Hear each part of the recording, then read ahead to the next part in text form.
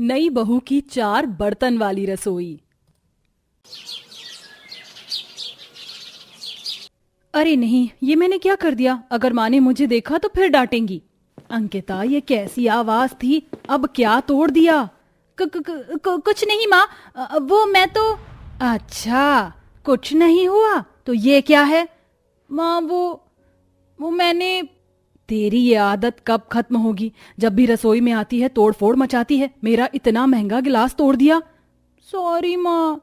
क्या सॉरी? बेटा ध्यान से काम किया कर। अभी तो मैं तेरी माँ हूं तो तेरी इन गलतियों को नजरअंदाज कर देती हूँ, लेकिन जब तेरी शादी होगी ना, तब तेरी सास ये सब बर्दाश्त नहीं करेगी। इसीलिए अब ये तोड़ फोड़ छोड़ दे और जरा संभल कर नजाकत से काम किया कर, जैसे कि लड़कियां करती हैं। अंकिता की माँ उसे समझा कर चली गई। अंकिता की नौकरानी ने उस टूटे हुए गिलास के कांच को समेटा और फिर सब कुछ नॉर्मल हो गया।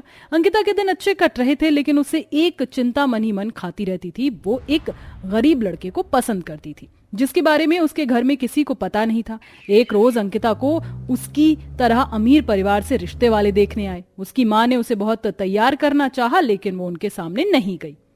अंकिता बेटा, तू क्यों तैयार नहीं हो रही है? लड़के वाले आते ही होंगे।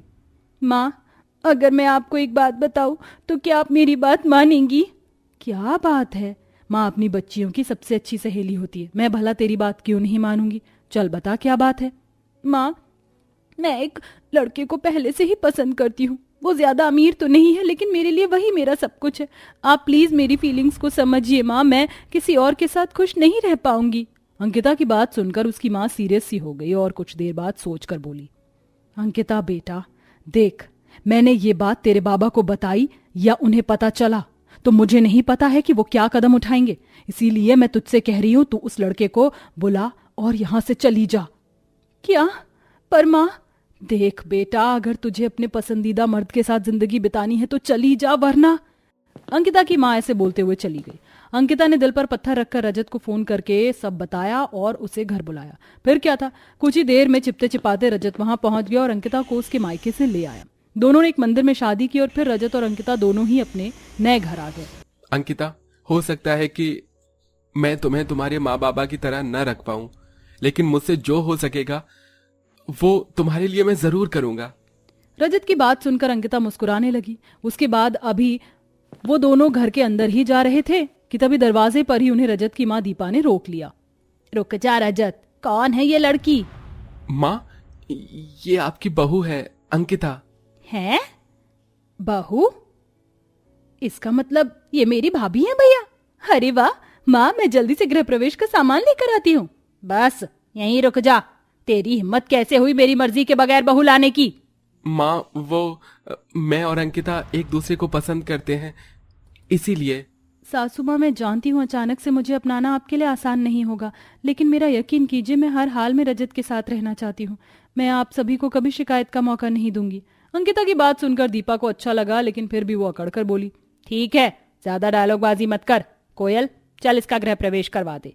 कोयल ने अपनी भाभी का गृह प्रवेश करवाया और अंकिता अपने ससुराल में आ गई। पहले दिन तो अंकिता ने घर का कोई काम नहीं किया, लेकिन अगले दिन उसकी पहली रसोई की रस्म होने ही वाली थी।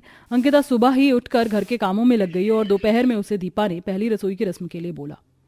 देख बहू, सारा सामान रसोई में है, जाकर अपनी पहली रसोई में खीर और पूरी बना दे। हमारे परिवार में बहू अपनी पहली रसोई में खीर पूरियां ही बनाती है। दीपा की बात सुनकर अंकिता रसोई में आ गई। सारी रसोई खाली सी थी। मैं किसमें खीर पूरियां बनाऊं? यहाँ पर तो बर्तन ही नहीं है। गिनती के 4 ही बर्तन हैं। माँ जी, माँ जी। क्या है? क्यों गला फाड़ रही है? माँ जी, किस बर्तन में खीर और पूरियां बनानी है? यहाँ तो सिर्फ 4 बर्तन हैं। तेरी पास की आंख कमजोर है क्या? यहाँ तुझे बर्तन दिख नहीं रहे हैं? माँ जी, यहाँ पर तो बस ये एक गिलास, एक कढ़ाई, एक छोटा चम्मच और एक प्लेट है। हाँ, तो बस यही बर्तन है। ये किसी रईस का किचन नहीं है जो यहाँ बर्तनों की भरमार हो। एक घर में जितने बर्तनों की जरूरत होती सभी यहाँ मौजूद हैं, समझ आया? अब जल्दी जल्दी हाथ चला, दिमाग नहीं। जी। अंकिता की समझ में नहीं आ रहा था कि वो कैसे सब कुछ करे। उसने सबसे पहले खीर पकाने को कढ़ाई में चढ़ा दी। लगभग 1 घंटे में खीर बनकर तैयार हुई। उसके बाद उसने उसी कढ़ाई को धोकर उसमें पूरियां बनाई। इस सब में उसे दोपहर से शाम सी हो गई। और कितनी देर लगेगी? हो गया माँ, बस हो ही गया। अंकिता ने बहुत होपलेस होते हुए अपनी पहली रसोई की रस्म की। सभी ने उस दिन दोपहर में बाहर का खाना खाया और शाम को अंकिता की बनाई हुई खीर पूरियां। जब मेरी ससुराल में पहली रसोई हुई थी ना, तब मैंने सभी को समय से खाना और मीठा बनाकर खिलाया था, लेकिन इसने तो आज ही घर की रसोई में कदम रखकर मनहूसियत फैला दी। अब बहू एक बात कान खोलकर सुन ले, कल से खाना इतना लेट नहीं होना चाहिए, समझ आया? जी माँ जी। अंकिता को चिंता हुई क्योंकि उसने ऐसा बोल तो दिया था, लेकिन कल तक जो लड़की लाखों बर्तनों की रसोई से आई थी, आज उसे बस 4 बर्तनों में अपना पूरा परिवार संभालना था।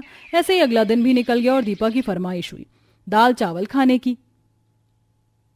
अब मैं पहले क्या बनाऊं? दाल और चावल तो 2 चीजें हैं और कढ़ाई है एक। पहले दाल बनाऊं तो चावल लेट हो जाएंगे और चावल बनाए तो दाल को देर होगी। हे भगवान, मैं ये सोचने में ही इतना वक्त क्यों बर्बाद कर रही हूँ। चल जल्दी से काम पर लग जा अंकिता। अंकिता खाना बनाने लगी कि तभी पड़ोस की एक औरत दीपा के घर आकर बैठ गई और दीपा अंकिता से आवाज लगाकर बोली, बहू जल्दी से मिताली जी के लिए एक कड़क सी चाय लेकर आ।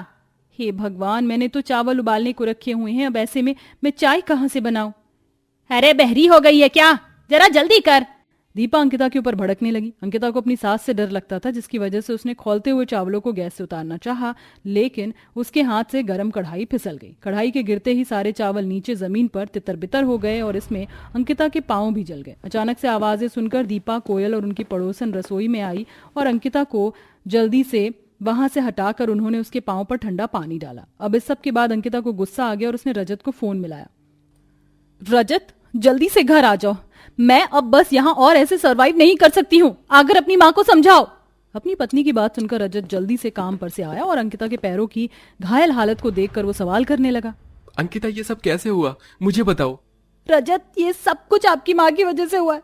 मैं अब यहाँ और ऐसे नहीं रह सकती हूँ। भला 4 बर्तन में कोई कैसे रसोई को चला सकता है? मुझसे ये नहीं होगा। अगर आपकी माँ जिद्दी है तो मैं भी महाजिद्दी हूँ। या तो घर में बर्तन आएंगे या फिर हम इस घर से दूसरी जगह जाएंगे। अंकिता सही कह रही है माँ। देखो, माँ हर रीत मरते दम तक नहीं निभाई जाती है। अब आप भी इन पुरानी परंपराओं का दामन छोड़ दीजिए।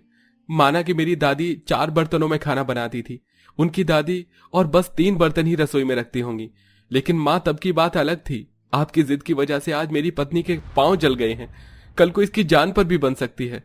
अंकिता सही कहती है, अगर इस घर में बर्तन आएंगे तो ही मैं इसे यहाँ रखूंगा, वरना आप रहिए इन्हीं अंधविश्वासों और परंपराओं में। मैं और मेरी पत्नी यहाँ से चले जाएंगे।